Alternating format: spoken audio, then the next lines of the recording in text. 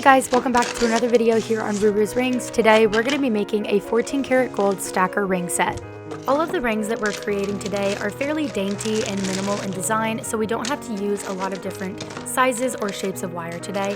We're only using 2. Once I open my sweet little treat from Stoller, we get to work. I start by opening our ring box. Because this is going to be a ring stack, I decided I would go with a larger ring box so that I was able to stack all the rings in one box together. Next, we open all of our materials. So we have 20 gauge square wire. We're going to be using that for the heart. And the other wire we have today is our 16 gauge round wire. This is what we're going to be using for all of the bands. This wire is just thick enough to withstand everyday wear, but not so thick that it gets in the way or doesn't stack easily with the other rings. To start our creation off, I go in with my nylon tip pliers and start rounding out the metal to make our ring shapes. I use my torch to anneal the metal, which just softens it, making it easier to bend, and continue to round them out until they reach our ring size. I mark out on the mandrel exactly the size we need and what we're going for, and I go in with my saw.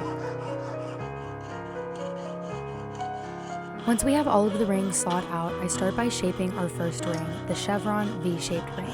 I definitely need to come up with a better name for this, so if you have suggestions, leave it down below. I cut off the excess metal and make sure that it fits very nice against the hand and at the right size on the mandrel. You want to make sure that it's not pointing down into the skin, but it's not pointing up so far that it gets caught and snags on clothing or any other things in daily life.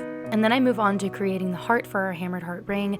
As you can not see clearly that I am creating the heart shape. I start by bending the metal with some flat nose pliers to make sure that the squared portion of the metal doesn't get twisted or look wonky in any way. My main concern for this heart is making sure that it looks symmetrical. All of the shapes are crisp, clean cut lines, and the heart looks very rounded. You know how hearts can look too fat or too skinny sometimes? Like, I want it to be the perfect heart shape. Now that we have all of the components made to size, I'm ready to solder. I start by adding my flux and soldering all of the ring bands together.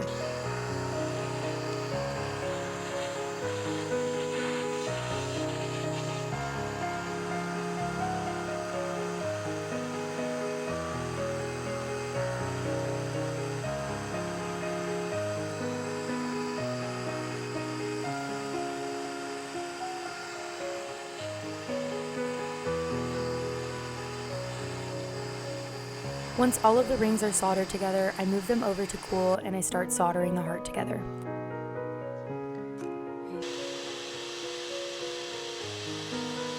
Once the heart is soldered together, I set it up to solder it to the ring band.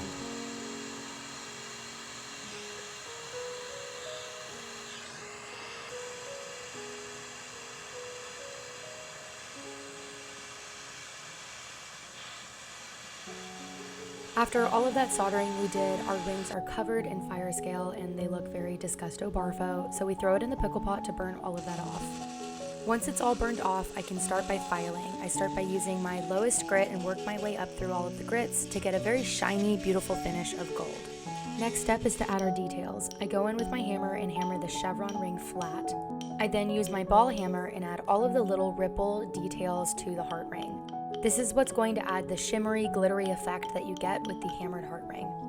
After adding these textures, sometimes there can be a little bit of rogue detailing that you don't actually want, so I go in with my rotary tools again just to make sure that it looks very clean and crisp and it's beautiful and stunning and gorgeous.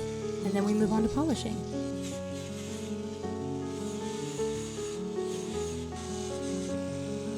Once I'm satisfied with the polish, I go in with my hammer and hammer flat the plain ring band we had. This is going to be the metal face that we engrave our little detail into.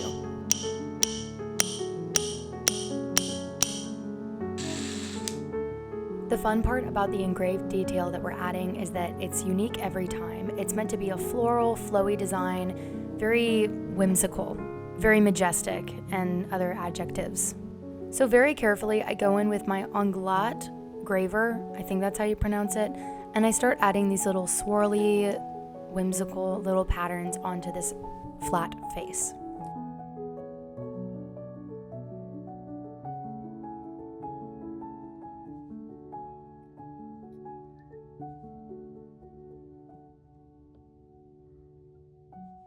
After engraving these little details, I went back in with one last round of polish on all of the rings, and we have our finished ring set.